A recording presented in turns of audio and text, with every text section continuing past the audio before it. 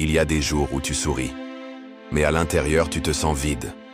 Tu ris, mais ton âme pleure doucement. Tout semble normal à l'extérieur, mais en toi, il y a un manque. Quelque chose te tire vers le bas, une fatigue étrange, une lassitude qui ne vient pas du corps, mais du cœur. Ce n'est pas une simple tristesse, ce n'est pas juste une mauvaise journée, c'est plus profond que ça. C'est ton âme qui crie. Elle crie parce qu'elle a été nourrie de bruit, de distraction, de performance, mais pas de présence, pas de silence, pas de Dieu. Et peut-être que toi aussi tu vis ça. Un mal-être intérieur que personne ne voit, mais que toi tu portes chaque jour. Alors, aujourd'hui, on va parler de ce vide intérieur. Et surtout, de comment le combler. Pas avec plus de choses, mais avec plus de Dieu. Bienvenue, élu. Tu n'es pas seul. Ton réveil commence ici. Tu peux être entouré, et pourtant seul. Rire avec les autres, et pleurer quand tu es seul. Avancer dans la vie, mais te sentir complètement perdu à l'intérieur. Ce vide, ce poids, ce mal de l'âme, il ne se voit pas. Tu continues à faire ce qu'on attend de toi. Tu vas à l'école, tu travailles, tu parles, tu souris. Mais il y a un trou, un silence pesant au fond de toi, un creux que rien ne comble. Et tu ne sais pas exactement quand c'est apparu. Tu ne sais pas comment l'expliquer. Tu sais juste que quelque chose ne va pas. Tu scrolles, tu écoutes, tu regardes, tu te distrais, tu t'occupes, tu remplis ton temps. Mais ce vide est encore là, presque comme un fantôme que tu n'arrives pas à chasser. Ce n'est pas une dépression, ce n'est pas une crise, c'est juste un appel silencieux de ton âme. Ton âme a faim, mais pas de nourriture, pas de reconnaissance, pas de succès ou de like. Elle a faim de Dieu. Mais aujourd'hui, on vit dans un monde qui ne parle presque plus de l'âme. On soigne le corps, on entretient l'image, on nourrit l'intelligence. Mais on oublie l'essentiel, ce que nous sommes vraiment. Tu n'es pas juste un corps, tu n'es pas juste une identité sociale. Tu es une âme éternelle, placée dans un corps temporaire. Et ton âme a été créée pour une seule chose, vivre en communion avec Dieu. Alors, quand cette communion est brisée, quand tu t'éloignes de la source, quand tu vis ta vie sans alimenter ton esprit, le vide arrive. C'est comme un arbre coupé de sa racine. Il peut rester vert un moment, mais tôt ou tard, il sèche. Il se fragilise, il tombe. Ce vide que tu ressens n'est pas un hasard. Ce n'est pas une faiblesse, c'est une alarme spirituelle, une alerte douce, mais insistante, qui te dit « Reviens à la source ». Mais parfois, on ne sait plus comment revenir, on ne sait même plus comment prier, on se sent indigne, trop fatigué, trop loin. Alors on se tait, on s'isole, et le vide devient plus grand. Mais laisse-moi te dire ceci, ce n'est pas trop tard, tu peux toujours revenir, pas besoin de performance, pas besoin d'impressionner Dieu, il ne cherche pas un discours parfait, il cherche un cœur sincère. Tu peux juste dire « Seigneur, je suis vide, j'ai besoin de toi » et tu verras, Dieu ne résiste pas à ce genre de prière. Tu n'as pas besoin de tout comprendre, tu n'as pas besoin de tout réparer tout de suite. Commence simplement par venir, par t'asseoir dans le silence, par déposer ton fardeau. Laisse ton âme respirer, laisse ton cœur s'ouvrir, même si c'est lent, même si c'est flou. Dieu travaille même dans ton silence. Il ne t'a jamais quitté. C'est juste que parfois, il se tait, non pour te punir, mais pour t'attirer, parce que le vide que tu ressens est souvent l'espace que Dieu veut remplir. Et s'il t'a laissé expérimenter ce creux, ce poids, c'est parce qu'il t'aime trop pour te laisser te contenter du superficiel. Tu es appelé à plus, tu es fait pour sa présence. Tu sais, parfois, ce n'est pas le vide qui détruit l'âme, c'est le trop-plein. Trop de pensées, trop de bruit, trop d'attentes, trop de tout, sauf Dieu. On court, on remplit nos journées, On cherche à être productif, visible, accepté, admiré. Et on finit par s'éloigner de ce qui compte vraiment. Ce monde te dit que tu dois faire pour être quelqu'un. Mais Dieu te dit que tu es déjà son enfant, même quand tu ne fais rien. Et plus tu remplis ta vie de choses secondaires, plus tu te retrouves plein à l'extérieur, mais vide à l'intérieur. On peut être débordé, mais spirituellement sec. On peut être applaudi, mais intérieurement brisé. Et si tu ressens cette fatigue qui ne passe pas avec le sommeil, ce vide qui ne se comble pas avec les plaisirs, alors il faut que tu saches ceci. Tu es en train d'étouffer ton âme avec des choses qu'elle n'a jamais demandées. Ton âme n'a pas besoin d'être suivie. Elle a besoin d'être écoutée. Elle n'a pas besoin de validation. Elle a besoin de vérité. Elle n'a pas besoin de plus d'activité. Elle a besoin de repos. Ce vide que tu ressens n'est pas un ennemi. C'est un indicateur divin. C'est ton cœur qui dit « J'ai besoin d'air. J'ai besoin de silence. J'ai besoin de Dieu. » Mais on vit dans une époque où même le silence fait peur. On le remplit dès qu'il apparaît. On met de la musique. On met une vidéo. On scrolle. On fuit l'instant présent parce qu'on ne veut pas affronter le vrai nous. Mais Dieu, lui, n'habite pas dans le bruit. Il ne se cache pas dans le bruit de ce monde.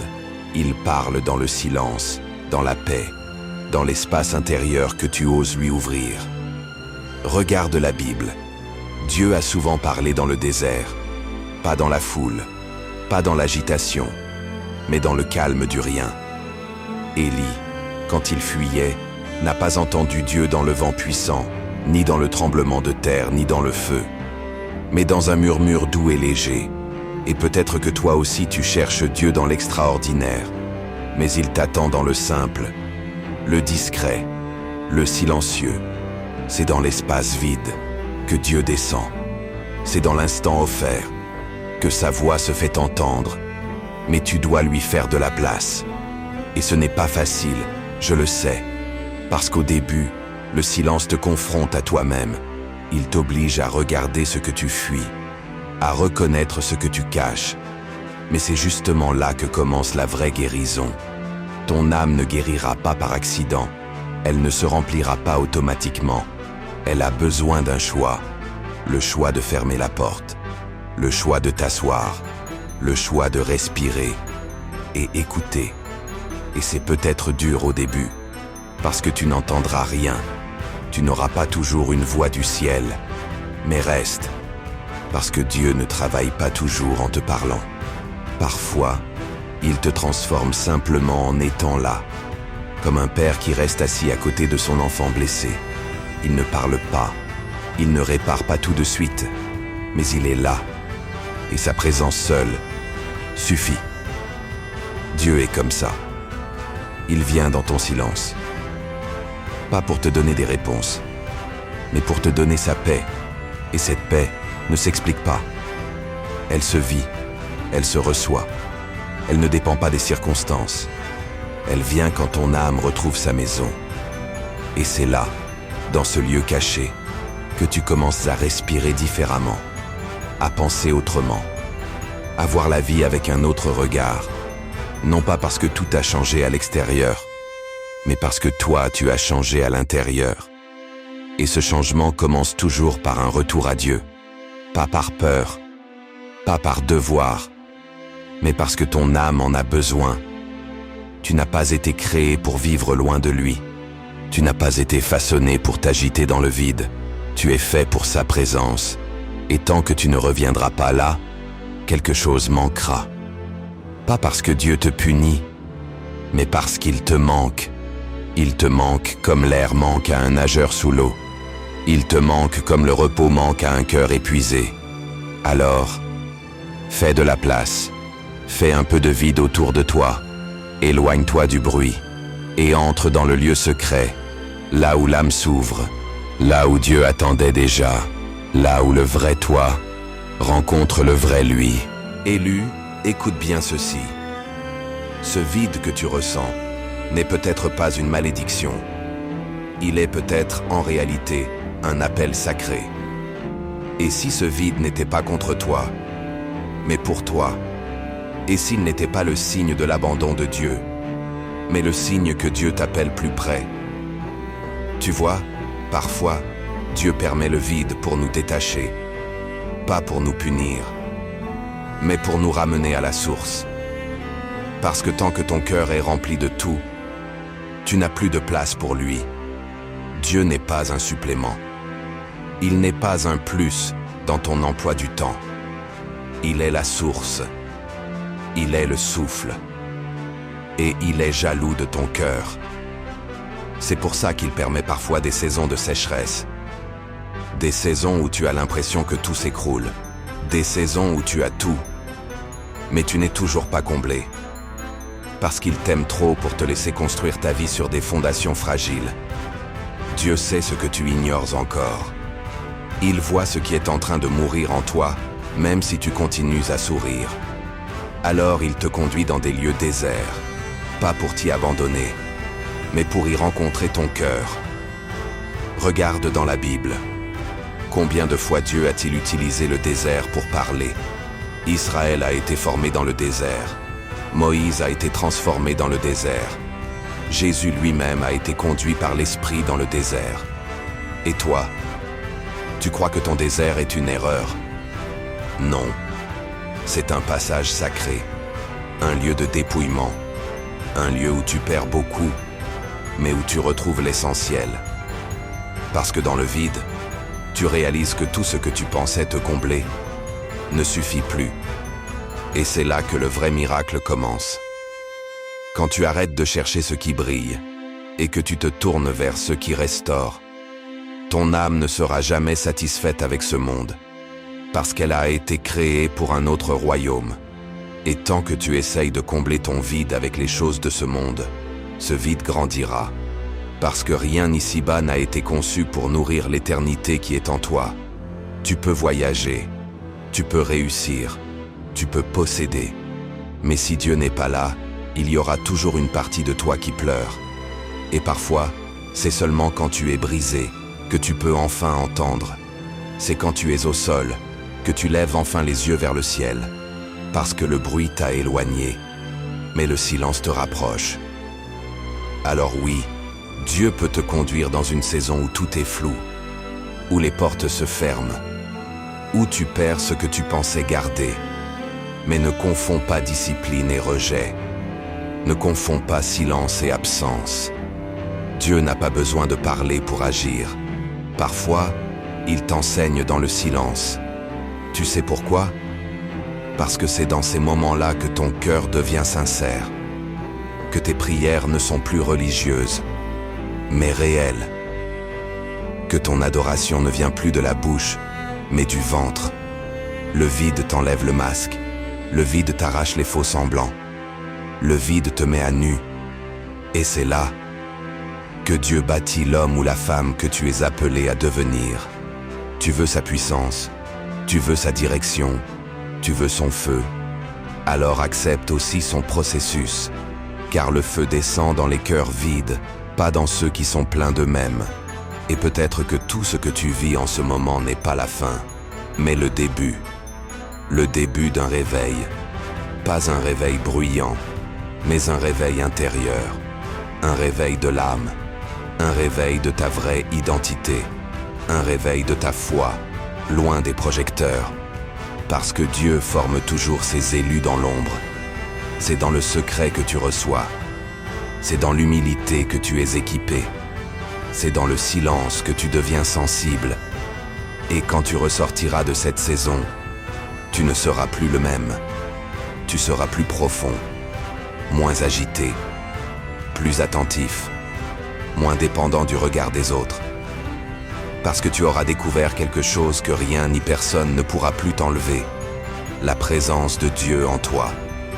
Et là, même si le monde s'écroule, même si tout change, toi tu resteras stable. Non pas parce que tu es fort, mais parce que tu es connecté. Ton vide est devenu un sanctuaire, ton désert, un lieu de révélation, et ton cœur, un autel vivant. Alors ne méprise pas cette saison. Si tu te sens vide aujourd'hui, Si ton âme te semble en silence, rappelle-toi, c'est peut-être le lieu exact où Dieu est en train de te façonner. Il t'aime trop pour te laisser rester en surface. Il t'appelle plus loin, plus profond, plus vrai. Et ce que tu vis aujourd'hui n'est pas un accident. C'est un appel sacré. Le ciel te cherche, le Père t'attend. Ton âme crie, et Dieu répond. Élu, maintenant que tu as reconnu ce vide, il est temps de le guérir. Pas de le combler à la hâte, pas de l'étouffer avec de nouvelles distractions, mais de le consacrer. Tu vois, dans le royaume de Dieu, le vide est un autel, un espace sacré que tu peux soit profaner, soit offrir au Seigneur. Et c'est là que commence la vraie restauration. Pas quand tu ajoutes, mais quand tu abandonnes. Tu veux entendre Dieu? Alors commence par déposer tout ce qui t'empêche de l'écouter. Dépose ton téléphone, dépose ton besoin de plaire, dépose ton masque de chrétien parfait, dépose même tes prières intéressées, et viens comme un enfant, car ce n'est pas ton éloquence qui attire Dieu, c'est ta sincérité. Tu n'as pas besoin de bien parler, tu as juste besoin d'ouvrir ton cœur. Assieds-toi, ferme les yeux, respire profondément, et dis-lui simplement: Seigneur, je suis vide, mais je suis à toi. C'est tout. Tu n'as pas besoin de plus. Parce que Dieu n'attend pas ton discours, il attend ta disponibilité. Et tu verras, petit à petit, quelque chose va changer. Peut-être pas autour de toi tout de suite, mais en toi. Tu vas sentir une paix qui ne vient pas de toi, un calme qui ne dépend pas des circonstances. Tu vas comprendre que Dieu ne t'avait jamais quitté, même quand tu ne le sentais plus. Il était là, dans ton silence, dans tes larmes, dans ce vide, devenu sanctuaire. Mais pour guérir en profondeur, il y a un chemin simple, mais souvent ignoré. Je vais te le donner en 3 étapes, pas comme une recette magique, mais comme un chemin sacré. 1. Retourne à la prière sincère, pas la prière automatique, pas la prière des bons chrétiens, mais la prière vraie, celle où tu parles à Dieu comme à ton Père, celle où tu oses dire « Je ne comprends pas, je suis fatigué, j'ai mal, mais je suis là ». Dieu n'est pas impressionné par tes phrases bibliques, il est touché par ton honnêteté. Dans ta chambre, dans ta voiture, en marchant, parle-lui, ouvre-lui ton cœur, et surtout, écoute, ne sois pas pressé, ne parle pas sans cesse. Laisse des silences dans ta prière, car parfois, c'est là que Dieu murmure. 2. Réapprends à t'arrêter. Tu cours tout le temps? Tu remplis chaque minute? Alors arrête-toi. Dieu ne se révèle pas dans la vitesse, il se révèle dans la lenteur sacrée. Fais de la place à la solitude. Éteins ton téléphone. Va marcher sans écouteurs. Mets-toi à genoux, même sans mots. Redonne à Dieu le temps qu'il mérite. Parce qu'il ne s'impose pas. Il attend qu'on l'invite. Et si tu fais silence, tu découvriras qu'il était déjà là. Depuis longtemps. Il attendait juste que tu t'arrêtes. 3. Remplis-toi de sa parole, pas du monde. Ce monde veut saturer ton esprit. Il veut t'occuper pour mieux t'endormir. Mais la parole de Dieu, elle, réveille. Chaque jour, ouvre la Bible. Pas comme une obligation, mais comme une respiration. Même un seul verset peut nourrir ton âme. Même une seule phrase peut éclairer ta nuit. L'homme ne vivra pas de pain seulement, mais de toute parole qui sort de la bouche de Dieu. Matthieu 4,4. Tu es fatigué? Lis les psaumes. Tu es perdu? Lis les évangiles. Tu es dans l'épreuve? Lis Job. Laisse la parole te parler. Laisse-la te pénétrer. Elle est vivante. Elle est lumière. Elle est guérison. Mais souviens-toi, ce chemin ne sera pas toujours spectaculaire. Parfois, tu ne sentiras rien. Parfois, tu douteras. Parfois, tu auras envie de tout arrêter. Mais reste. Car la restauration de l'âme, Ce n'est pas un feu d'artifice, c'est une graine, une petite graine qui pousse lentement dans le silence, dans l'obscurité, mais qui finit par porter du fruit éternel. Et voici la vérité, élu. Plus tu avances dans ce chemin, moins tu auras besoin du monde, parce que Dieu deviendra ton repos, ta force, ton identité. Le vide que tu croyais être ta faiblesse deviendra ton lieu de rendez-vous avec le ciel. Tu verras différemment, tu aimeras plus simplement, tu pardonneras plus vite, tu serviras sans chercher à briller, parce que tu seras connecté à la source. Ne laisse plus le vide te faire peur. C'est là que Dieu fait les plus grandes œuvres. C'est là qu'il a formé Moïse. C'est là qu'il a brisé Saul pour faire naître Paul. C'est là qu'il a affermi Jésus avant la croix. Et c'est peut-être là qu'il est en train de former le vrai toi. Pas celui que le monde veut, mais celui que le royaume a choisi. Alors lève les yeux, ouvre les mains, reviens à l'essentiel et laisse Dieu remplir ce vide de ce qu'aucun homme, aucune réussite, aucun plaisir ne pourra jamais t'offrir, sa présence, élu. Si tu es allé jusqu'ici, c'est que ton âme cherchait quelque chose. Et maintenant, tu sais quoi? Ce vide que tu ressens est un appel sacré. Tu n'es pas fou, tu n'es pas faible, tu es vivant. Tu es en train de te réveiller. Ce que tu pensais être une chute était en réalité un tournant. Un moment où Dieu t'a arrêté non pas pour te condamner, mais pour t'embrasser. Tu n'es pas oublié, tu n'es pas abandonné, tu es appelé. Et ce vide, ce silence, ce manque est peut-être la plus grande preuve que ton cœur appartient à quelque chose de plus grand. Alors, ne cours plus après les illusions. Ne remplis plus ton âme de bruit. Reviens à la source. Reviens au Père. Reviens à celui qui ne t'a jamais quitté. Dieu t'attend, élu. Et ce que tu vis aujourd'hui peut devenir le point de départ d'un feu nouveau. Un feu doux. Un feu profond. Un feu qui ne s'éteint pas. Parce que cette fois, ce ne sera pas un feu d'émotion, mais un feu d'intimité. Celui qu'on ne voit pas toujours, mais qu'on sent brûler, chaque jour, dans le silence d'un cœur restauré. Ne fuis plus le vide. Fais-en un autel. Et regarde, Dieu va y descendre. Tu es aimé. Tu es choisi. Tu es un élu.